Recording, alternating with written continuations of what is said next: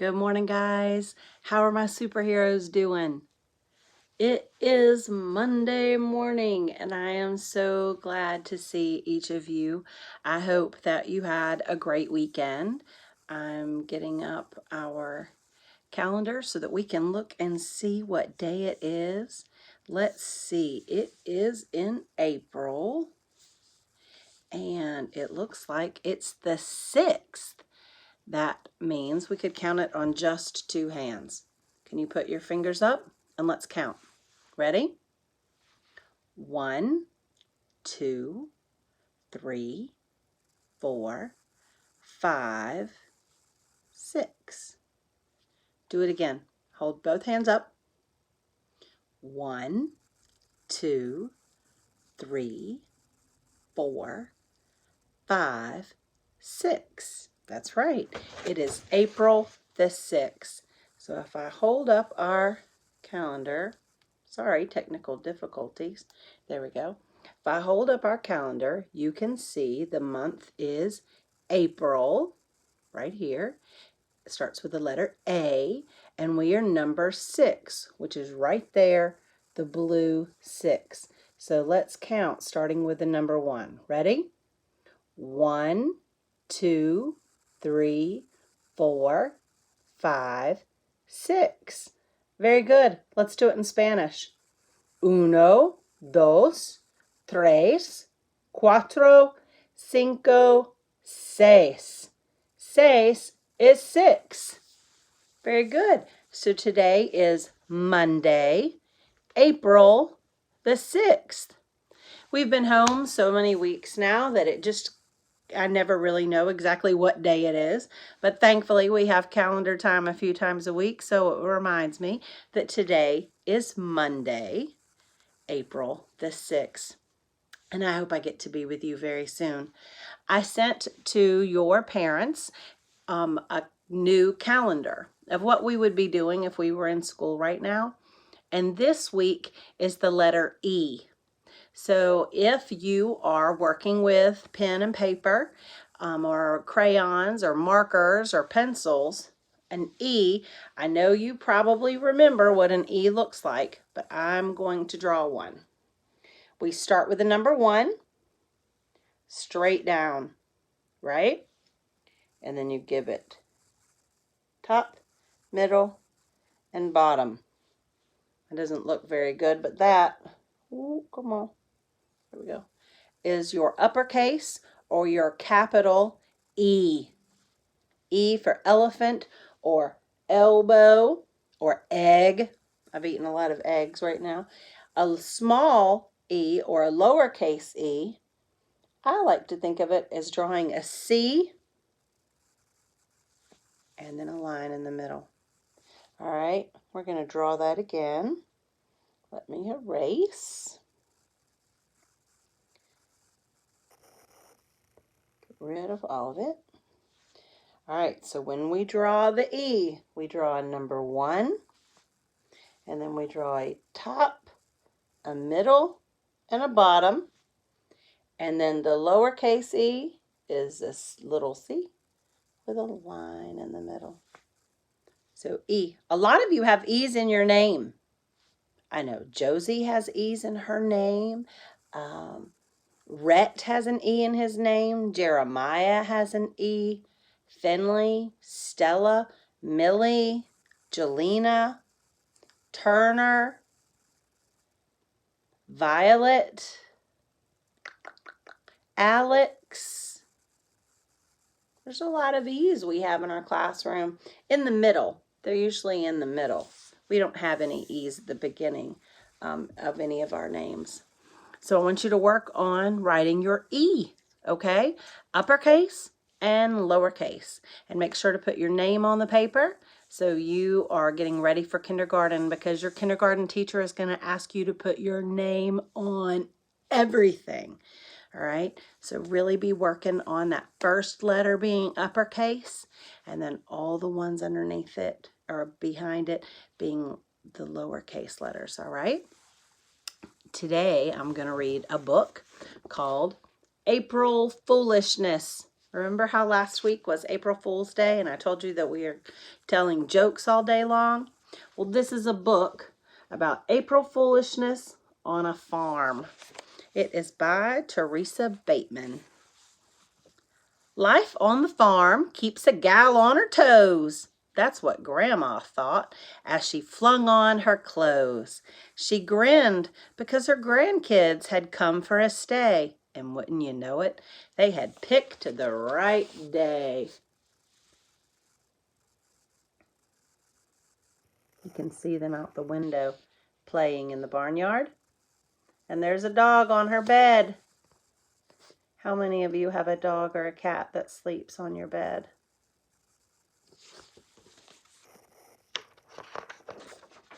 Grandpa! Grandpa! The cows have gotten loose. I think Big Brown Bessie just stepped on a goose. He ran in the house to tell Grandpa.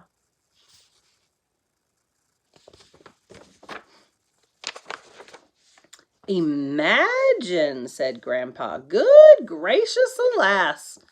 And then he poured some milk in a tall glass. Grandpa! Grandpa! The chickens are all out. There's the little girl telling Grandpa. They're squawking and squabbling and racing all about. These chickens look like they're having a good old time.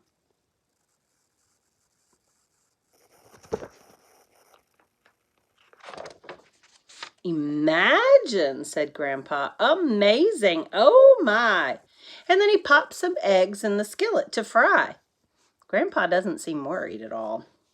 Grandpa! Grandpa! The pigs broke the gate! Grandpa does not even look halfway concerned.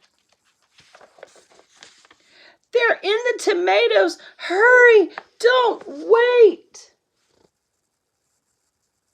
You see how the kids are trying to get Grandpa to be worried and excited about all the things going out on the farm?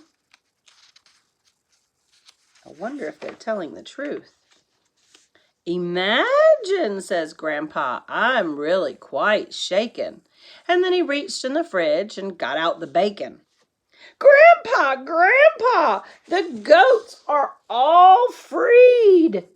That means they got out of their fence.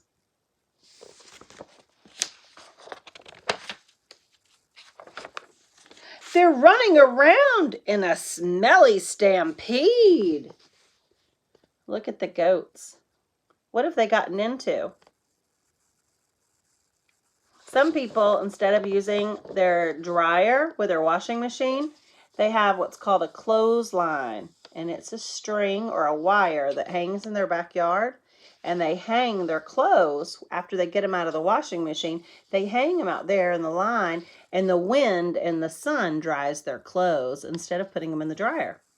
So Grandma and Grandpa must do that, because you can see Grandma's dress and Grandpa's long john underwear hanging up here on the line. And now the goats are running through them. That goat looks like he's got socks on his head. Oh my goodness. Imagine, said Grandpa. That's really quite scary. And then he sliced the goat cheese that he had bought from the dairy. Grandpa, Grandpa, the sheep, they're all gone. Look at Grandpa's face. Does he look worried?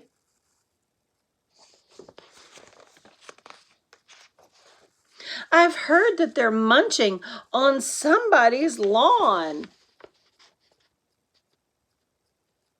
So they're telling him that the sheep have escaped and they're laying out in chairs and eating grass. I don't think they're telling the truth. Imagine, said Grandpa. I hope things get better. And then he opened a closet and got out a sweater. Grandpa, oh, why won't you listen to me?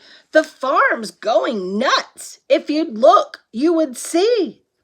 But Grandpa just grinned and took out his bread, and he popped it in the toaster for his breakfast instead. Grandpa doesn't seem to be too worried. There he is putting on a sweater. He doesn't seem to be too worried about the animals. He seems more worried about getting his breakfast. Then Grandma appeared. What a hullabaloo! Who is causing all of this noise? Is it the grandkids or is it you? It's nothing, said Grandpa. Ignore them, I say. They're trying to trick me.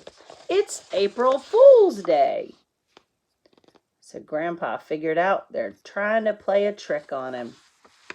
Grandma said, but honey, said Grandpa, you'll find to your sorrow, that means sadness, it's not April Fool's Day today, that's tomorrow.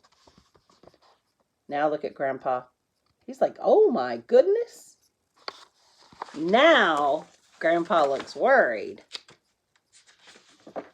Then Grandpa turned red and gave out a roar. He sped through the kitchen and dashed out the door. These kids had been telling him about the goats and the sheep and the cows and the chickens. Oh, he must think everybody's gone crazy out on the farm. Grandma just smiled and pulled out a stool, and she nibbled on his toast. So Grandma started eating Grandpa's breakfast. And then she called out, April Fools! Grandpa got out and saw the pigs are still in their pen. The sheep are in their pens. The goats are in their pens. The cows are all happily eating in the barn. And the chicken are in their pens. So they tricked him.